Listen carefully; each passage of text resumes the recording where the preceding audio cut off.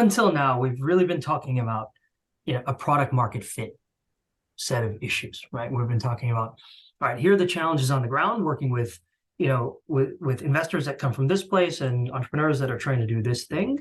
And how do we kind of innovate in and around the structures that help them achieve, the building of a long-term and resilient partnership, right? And I think your question now brings into some of the other dimensions to why we do this work, right? Kind of the impact piece of it.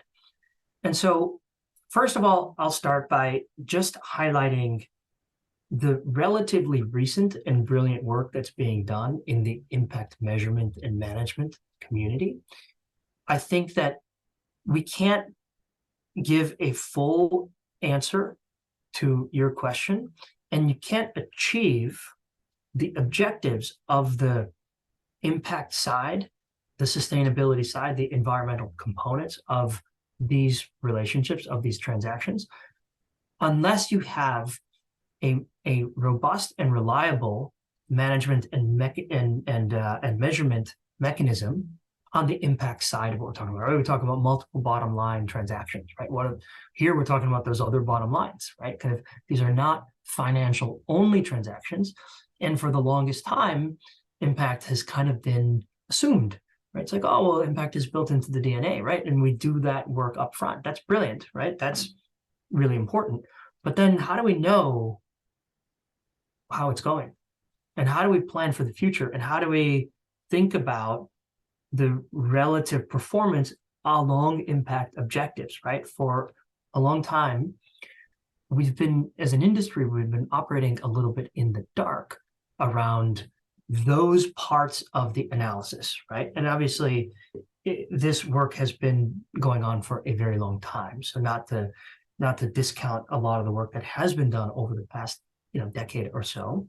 But I guess what I'm trying to highlight is that it is now being recognized as a discipline.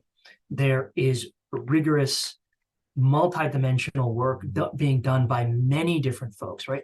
We've had the necessary, unfortunate failures of a lot of measurement regimes and rubrics and structures, right? And through those, we've been able to refine how we think about measurement. Okay, so I think that we have to start there, right? We have to start with the ability to actually kind of collect and quantify and understand and analyze what are we doing around these impact objectives. Okay, so that being said, how do you structure for this, right? What do you do in terms of a transaction? Where I start, I think the basic principle is really starting with kind of why are we doing this, right? To achieve a financial return, sure, and to achieve impact objectives. Okay, great. What are those? And how do we think about those, right? Because there's any number, as many as we can sit here and imagine. There are that many impact objectives that can be achieved or that can be anticipated in impact enterprise, right? And it gets really, it can get really, complicated, because what I might be thinking of in terms of, I don't know, SDG 4 can still be very different from how you're anticipating what that's going to look like on the ground, et cetera, right? So the first piece of it in terms of building a structure, a relationship, et cetera, is getting clear on what do those things mean to the various different stakeholders around the table, right? And when I say stakeholders, I genuinely mean, a broader group than just the investor and the investee, right? There are always a number of other stakeholders involved in any given transaction, right? So really kind of understanding what do we mean by impact to the various different stakeholders.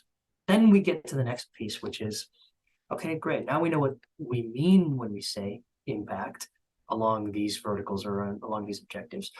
And where can there be alignment between the folks? Where are the areas of misalignment? Where does a financial set of objectives align with and potentially magnify or amplify impact objectives, and vice versa? And the inverse of it, right? What are the disincentives from a financial or an impact perspective, right? This is really a process of doing the thought work, right? Thinking through and designing for.